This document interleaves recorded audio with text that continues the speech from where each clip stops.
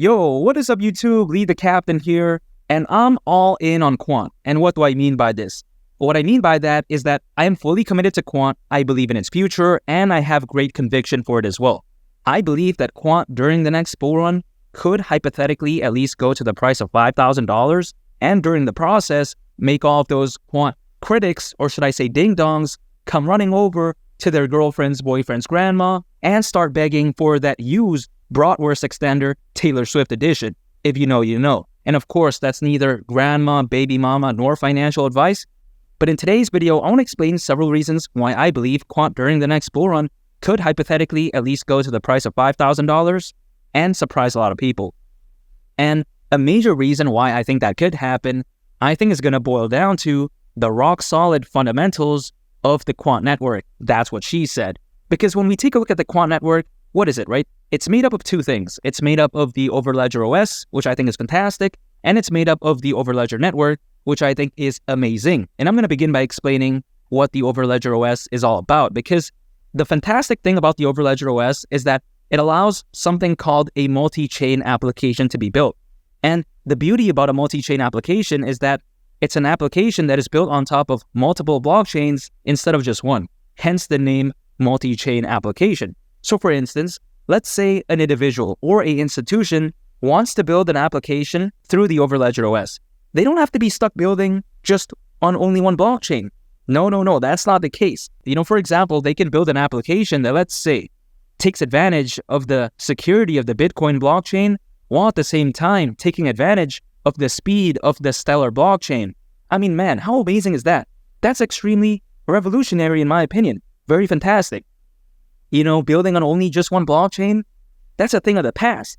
Building on only just one blockchain, that's like having a Nokia phone nowadays. I mean, what is that about? Overledger OS multi-chain application, that's like the new iPhone 15 Pro Max. It's the real deal in my opinion. And now that you've heard all about the Overledger OS, I now want to talk about the Overledger network, because the Overledger network is made up of the Overledger OS users.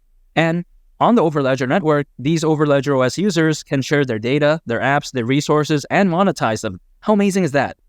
The Overledger network is the real deal. Overledger OS is extremely revolutionary. The Quant network is fantastic, much like these biceps, Asian biceps. But yeah, besides that point, a lot of people out there, they like to comment, they like to say, oh, Bitcoin's the OG.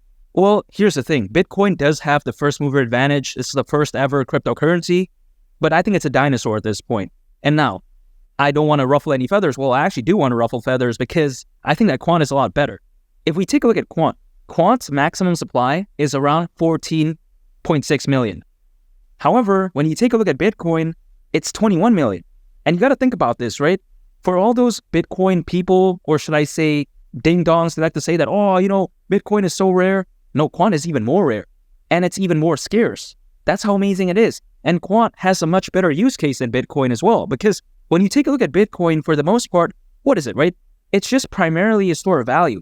So when people are saying, wow, Bitcoin is the future, why is something that is primarily a store of value the future? That doesn't make any sense in my opinion. And now, of course, I'm not saying Bitcoin is caca, I'm not saying that whatsoever, but I just think that Quant is a much better pick for me. If we take a look at Quant, Quant has an array of use cases. It can be used for enterprise licenses, developer licenses, gateways and staking, for application users, and identity and account as well.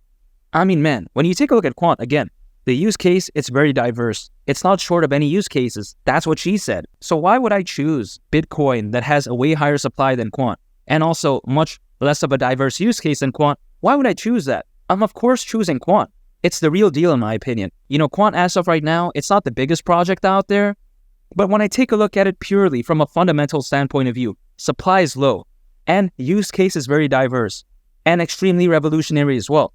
I mean, this right here is really a hidden gem in my opinion. Now, this is not financial advice, but I truly do believe that Quant is a sleeping giant. I mean, it's almost crazy to see Quant at this level of price in my opinion.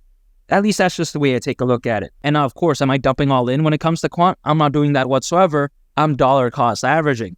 And what do I mean by this? I'm accumulating Quant on a consistent basis over an extended period of time. And the beauty about this is, if let's say the price of Quant pumps, or if it dumps, it doesn't matter. I don't miss out on any dips or pumps through dollar cost averaging. I'm accumulating anytime I earn any sort of income. Anytime I earn income, boom, I set aside some for Quant. It doesn't matter what happens to the price of Quant that day. It can be pumping, it can be dumping. It doesn't matter because I have a long-term approach. I believe that Quant during the next bull run could hypothetically at least go to the price of $5,000. That's why I'm dollar cost averaging into Quant.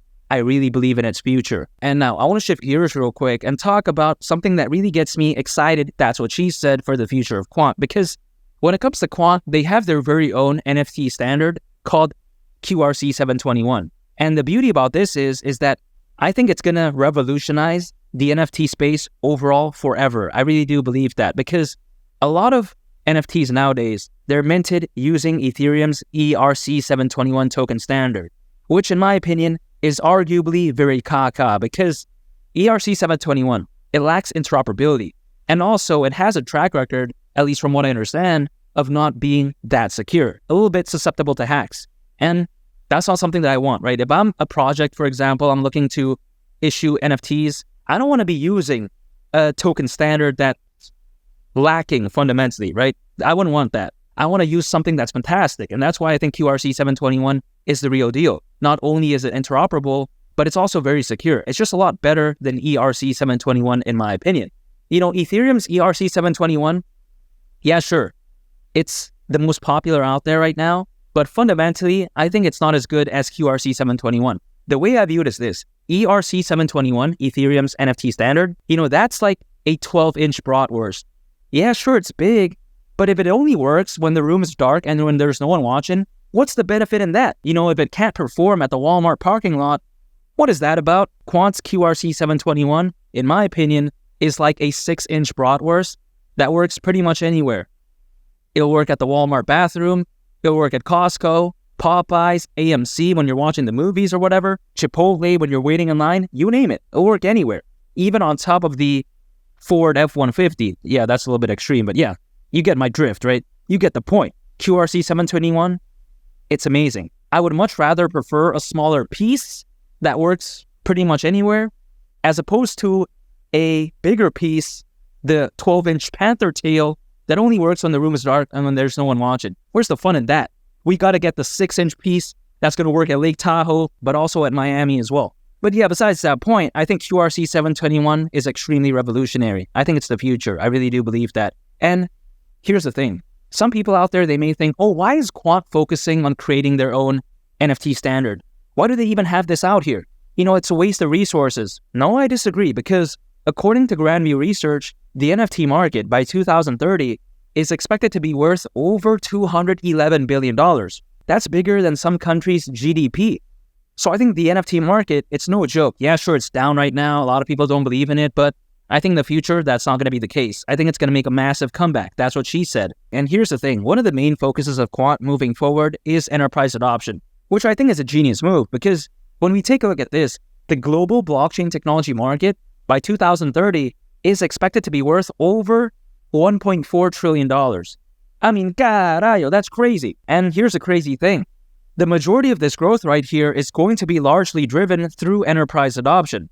So I think by Quant being focused on enterprises, it truly says something. I think they understand where a lot of the potential is at.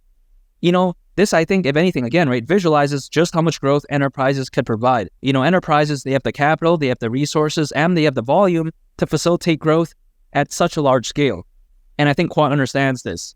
I think Quant knows where the future is heading. They understand where a lot of the potential is at. And in my opinion, a major catalyst, which could very well allow Quant to hypothetically attain the price of $5,000 during the next bull run, is the fact that I do think that the next bull run could be so legendary. And why is that? Because in 2021, the bull run was insane. That can't be denied. But here's the crazy thing. At that time, there was actually over 100 million less crypto owners than today, which is bizarre to think about because as of right now, there's actually more people than ever before in history owning cryptos, which is very mind-boggling. So if the 2021 bull run looked that crazy with over 100 million less crypto owners than right now, just imagine what the next bull run will look like, especially now that we insert over 100 million new crypto owners. I mean, man, when there's this many people owning cryptos, during the next bull run, the FOMO, the buying pressure, the buying volume, and as well as the altcoin season, I think all of that could look so ridiculous. Hashtag Snooki. Britney Spears, I'm just joking. But I think that the next bull run could really dwarf the bull run that we saw back in 2021.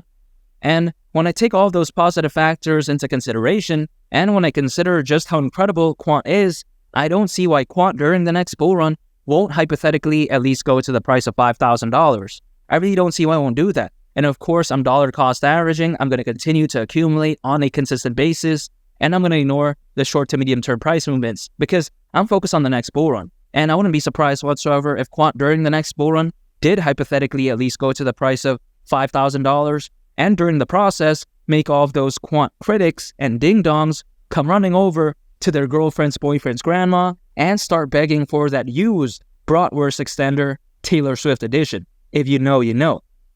I'm extremely bullish on Quant. I think it's a sleeping giant. I'm all in on its future. That's what she said. And if you want to check out a very interesting video, make sure to go ahead and click on this thumbnail right here. It's a very fantastic video, and I think you all would really love it. It's been Lee the Captain, and I'll catch you all in the next one. I'm out. Peace. Bye.